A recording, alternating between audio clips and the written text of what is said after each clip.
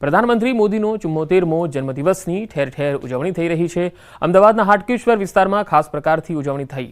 74 kilo cake અને 74 kilo લાડુ અને 74 kilo ચવાણું બનાવી વિતરણ કરવામાં આવ્યું। લોકોએ પીએમના લાંબા આયુષ્યની પ્રાર્થના કરી।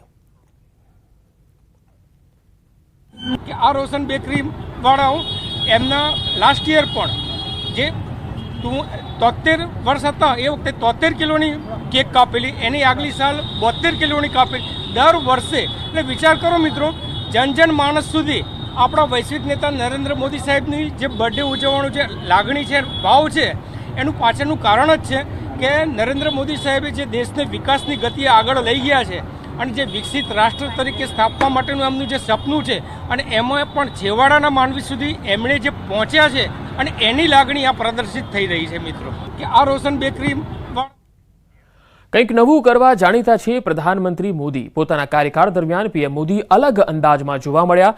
દરિયામાં ડૂબકી લગાવતા હોય કે કોઈને વધાવતા હોય, પીએમ મોદીએ કાયમ અનોખું જ કર્યું છે।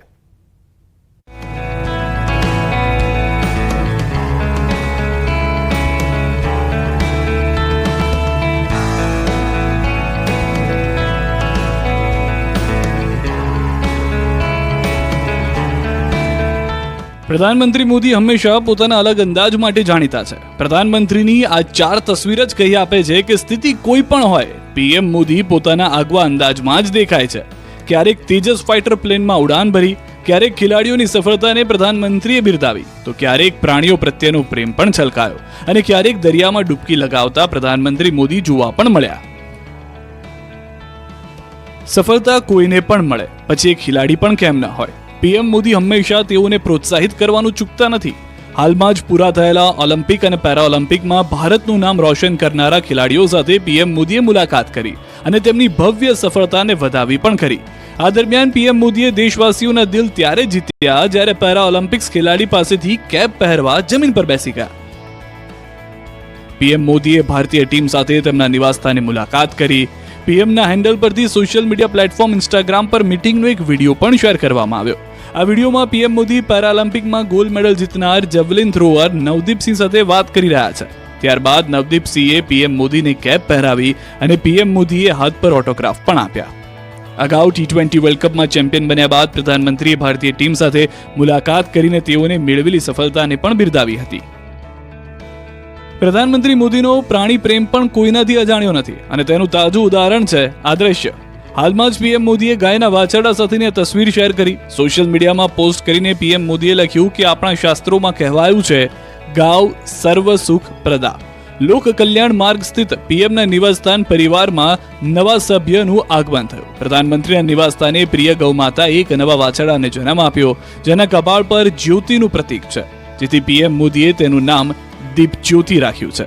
નાનકડા વાછરડા સાથે પીએમ મોદીના દ્રશ્યો જ કહી આપે છે કે તેઓનો પશુઓ માટેનો પ્રેમ અનહદ છે। આપને જણાવીએ કે પીએમ મોદીના આવાસ પર પુંગનુર બ્રીડની ગાયો રહે છે, જે આંધ્રપ્રદેશ સાથે સંકળાયેલી છે। તેમની ઊંચાઈ માત્ર 2.5 થી 3 ફૂટ છે। જ્યારે પુંગનુર જાતિનું વાછરડું જન્મે છે ત્યારે તેની ઊંચાઈ માત્ર 16 ઇંચથી 22 ઇંચ હોય છે। આ ગાય અત્યંત પૌષ્ટિક દૂધ આપે છે। આ વર્ષે મકર સંક્રાંતિના દિવસે પીએમ મોદીએ ગાયોને ચારો ખવડાવ્યો અને આ ગાયો તેમની જાતિ અને ઊંચાઈના કારણે ચર્ચામાં છે।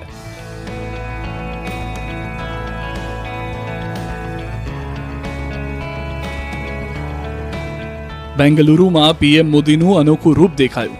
અહીં તેઓએ તેજસ ફાઇટર પ્લેનમાં ઉડાન ભરી। પીએમ મોદી બેંગલુરુના યેલાહંકા એરબેઝ પહોંચ્યા હતા, જ્યાં તેમણે સ્વદેશી ફાઇટર એરક્રાફ્ટ તેજસમાં ઉડાન ભરી। ફાઇટર પ્લેનમાં બેઠા પછી પીએમએ લખ્યું, તેજસમાં સફળતાપૂર્વક ઉડાન ભરી। આ એક ગજબનો અનુભવ હતો। આ ઉડાનથી દેશની સ્વદેશી ક્ષમતા પરનો મારો વિશ્વાસ વધી ગયો છે। કંઈક અલગ જ કરવા જાણીતા પીએમ મોદીએ પાણીમાં પ્રાર્થના કરી। દરિયામાં ડૂબકી લગાવીને ડૂબેલી દ્વારકા નગરીના પ્રધાનમંત્રીએ દર્શન કર્યા। ભગવા વસ્ત્રો પહેરીને પ્રધાનમંત્રીએ મોરપીંછ લઈને ડૂબકી લગાવી અને દર્શન કર્યા। દર્શન બાદ સંબોધન કરતા તેમણે કહ્યું કે વર્ષો જૂની મારી અભિલાષા આજે પૂર્ણ થઈ। લક્ષદ્વીપ બાદ દ્વારકાના દરિયામાં સ્કુબા ડાઇવિંગ કર્યું હતું। દ્વારકાના દરિયામાં અંદાજિત 2 નોટિકલ માઇલ દૂર પંચકોઈ વિસ્તારમાં સ્કુબા ડાઇવિંગ કર્યું। તેમણે પૌરાણિક દ્વારકાના અવશેષો નિહાળ્યા। તેઓ મોરપીંછ અંદર લઈને શા માટે ગયા એનો પણ ખુલાસો કર્યો।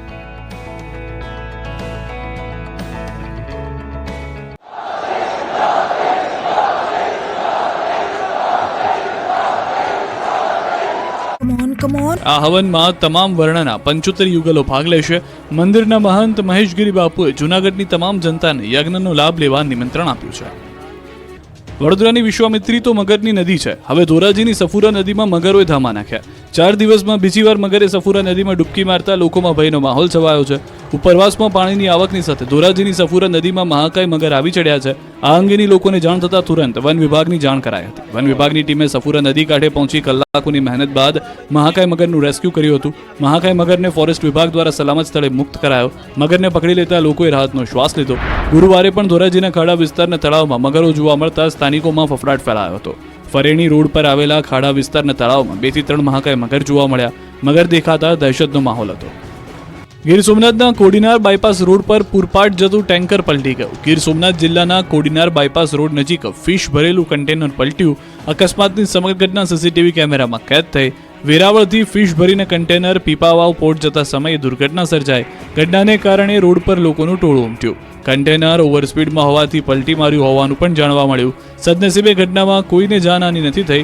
રોડ પર સર્જાયો ટ્રાફિક જામ. રોડ પરથી માછલી ભરેલું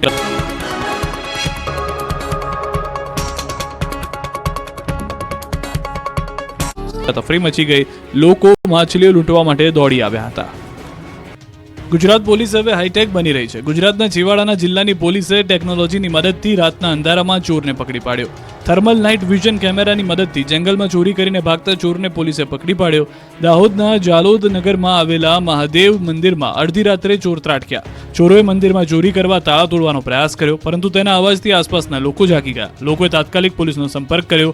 મંદિરનો ચોર ગાઢ જંગલમાં ભાગી ગયો.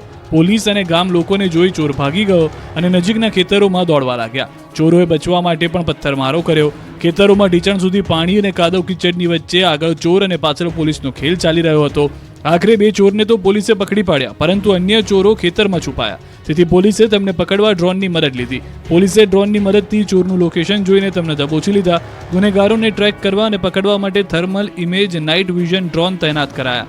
અંદાજિત રાત્રિના 2 વાગ્યાથી સવારે 7 વાગ્યા સુધી ચોરોને પકડવાનું ઓપરેશન ચાલ્યું. પ્રાથમિક તપાસમાં આ ચોર મધ્યપ્રદેશ તરફના હોવાનું મનાય છે. તો બીજી તરફ ગૃહ રાજ્યમંત્રી હર્ષ સંઘવીએ પણ દાહોદ પોલીસની આ કામગીરીને વખાણી છે. ત્યારે ગૃહ રાજ્યમંત્રી હર્ષ સંઘવીએ દાહોદ એસપી અને તેમની ટીમને અભિનંદન પાઠવ્યા. વલસાડ સિવિલ હોસ્પિટલમાં રેસિડેન્ટ ડોક્ટર પર હુમલાની ઘટનાથી મામલો બીચક્યો. હોસ્પિટલમાં સારવાર દરમિયાન દર્દીનું મોત થતા પરિવારજનોએ ડોક્ટર પર રોષ ઠાલવ્યો. આવેશમાં આવીને રેસિડેન્ટ ડોક્ટરને તમાચો મારતા હોબાળો મચી ગયો. સિવિલ હોસ્પિટલના તમામ તબીબો દ્વારા ભારે રોષ જોવા મળ્યો. રેસિડેન્ટ ડોક્ટર્સે મળીને ઘટનાનો વિરોધ નોંધાવ્યો. અગાઉ પણ વલસાડ સિવિલ હોસ્પિટલમાં તબીબો પર હુમલાની ઘટનાઓ સામે આવી ચૂકી છે. ત્યારે તબીબોની સુરક્ષાની માંગ કરવામાં આવી. જોકે બનાવની જાણ થતાં જ વલસાડ સિટી પોલીસનો કાફલો સ્થળ પર પહોંચ્યો અને સમજાવટથી મામલો થાળે પાડવાનો પ્રયાસ કર્યો.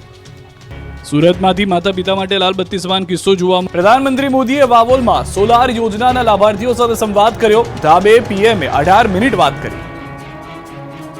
પ્રધાનમંત્રી નરેન્દ્ર મોદીએ ગુજરાત પ્રવાસના બીજા દિવસનો પ્રારંભ વાવોલથી કર્યો. પ્રધાનમંત્રી મોદીએ સૂર્ય યોજનાના લાભાર્થીઓ સાથે સંવાદ કર્યો. રાજભવનથી સવારે મહાત્મા મંદિર જતા પહેલા વાવોલની મુલાકાત લીધી અને સૂર્યઘર યોજનાના લાભાર્થીઓને મળ્યા. પીએમ ગાંધીનગરના વાવોલની શાલીન બી સોસાયટીમાં 53 નંબરના બંગલોમાં મુલાકાત કરી અને ત્યાં છત પર લાગેલી સોલાર પેનલ નિહાળી. ત્યારે પ્રધાનમંત્રીને જોવા માટે આસપાસની સોસાયટીના લોકો ધાબે ચડી ગયા. પીએમ મોદીએ લાભાર્થીઓ સાથે વાર્તાલાપ પણ કર્યો. પોતાની સોસાયટીમાં પીએમના આગમનને લઈને સ્થાનિકો ગરબા રમતા દેખાયા. સંવાદ બાદ લાભાર્થીઓએ પોતાની ખુશી વ્યક્ત કરી. બંગલો માલિક જક્ષી સુથાર અને તેમના પત્ની સાથે પણ પીએમ મોદીએ વાત કરી. આ સમયે દંપતી માટે પોતાના ઘર આંગણે પીએમ મોદીના આગમનને જીવનભરનું સંભાળણું બની ગયું. પ્રધાનમંત્રીએ ગજ્જર પરિવારને કાપડ પર ઓટોગ્રાફ આપ્યો. પીએમની સિગ્નેચર મેળવીને આ પરિવાર ખૂબ ખુશ જોવા મળ્યો. પરિવારનું કહેવું છે કે તેઓ કાપડ પરના ઓટોગ્રાફને ફ્રેમમાં મઢાવીને પોતાના ઘરમાં સજાવશે. પીએમએ સોસાયટીની મુલાકાત લેતા રહીશો પણ ગર્વ અનુભવી રહ્યા છે. લોકોએ પીએમ મોદીને એડવાન્સમાં જન્મદિવસની શુભેચ્છાઓ પણ પાઠવી તેમજ જય શ્રી રામના નારા લગાવ્યા. ગાંધીનગરમાં પીએમ મોદીએ રીઇન્વેન્સ સમિટ 2024નું ઉદ્ઘાટન કર્યું. પ્રધાનમંત્રી મોદી વાવોલ બાદ ગાંધીનગરના મહાત્મા મંદિર પહોંચ્યા હતા. મહાત્મા મંદિરમાં RE એટલે કે રીઇન્વેસ્ટમેન્ટ સમિટ 2024નું આયોજન કરવામાં આવ્યું. 18 સપ્ટેમ્બર સુધી આ સમિટ ચલાવવામાં આવશે. વડાપ્રધાન નરેન્દ્ર મોદીએ ગાંધીનગરમાં મહાત્મા મંદિરમાં ગ્લોબલ રીઇન્વેસ્ટમેન્ટ રિન્યુએબલ એનર્જી સમિટની શરૂઆત કરાવી. પીએમ મોદીએ સમિટનો પ્રારંભ કરાવી પ્રદર્શન નિહાળ્યું. અહીં અત્યાધુનિક ઉપકરણનું નિરીક્ષણ પણ કર્યું. બાદમાં પીએમ મોદીએ રીઇન્વેસ્ટમેન્ટ સમિટમાં સંબોધન કર્યું. આ સમિટમાં મોદીએ કહ્યું કે ગુજરાતની ધરતી જ્યાં શ્વેત ક્રાંતિ ક્રાંતિ અને મધુ ક્રાંતિનો ઉદય થયો, જે ભૂમિ પર સૂર્ય ક્રાંતિ ઊભી થઈ, ત્યાં જ આ ભવ્ય કાર્યક્રમ યોજાઈ રહ્યો છે. ગુજરાત એ ભારતનું રાજ્ય છે જે સૌ પ્રથમ સૌર ઉર્જા નીતિ બનાવવામાં આવી. પહેલા ગુજરાતમાં પોલિસી બની, પછી રાષ્ટ્રીય સ્તરે આગળ વધી. આ સમિટમાં પીએમ મોદીએ તેમનો અને બરાક ઓબામાનો કિસ્સો પણ યાદ કર્યો. સંબોધન દરમિયાન મોદીએ દીકરી માટે 10 થી 12 લાખની બચત સમજાવતા કહ્યું કે એક નાનકડા પરિવારની મહિનાની વીજ ખપત 250 યુનિટ છે અને 100 યુનિટ વીજળી ઉત્પન્ન કરી વેચી રહ્યા છે. એને વર્ષે 25,000ની બચત થશે અને વીજ બિલની પણ બચત અને કમાણી મળીને 25,000નો ફાયદો થાય છે. આ પૈસાને પીપીએફમાં નાખી દે તો ઘરમાં દીકરીનો જન્મ થયો હોય અને 20 વર્ષ બાદ 10-12 લાખ રૂપિયા હશે. બાળકોના અભ્યાસથી લઈ લગ્ન સુધીમાં આ પૈસાથી મોટો લાભ થશે. અહીં પીએમ મોદીએ કહ્યું હતું કે 17 શહેરોનું સોલાર સિટી બનાવીશું. પીએમ મોદીએ ગાંધીનગર સેક્ટર 1 મેટ્રો સ્ટેશનથી મેટ્રો ટ્રેનને લીલી ઝંડી બતાવી સવારી કરી અમદાવાદ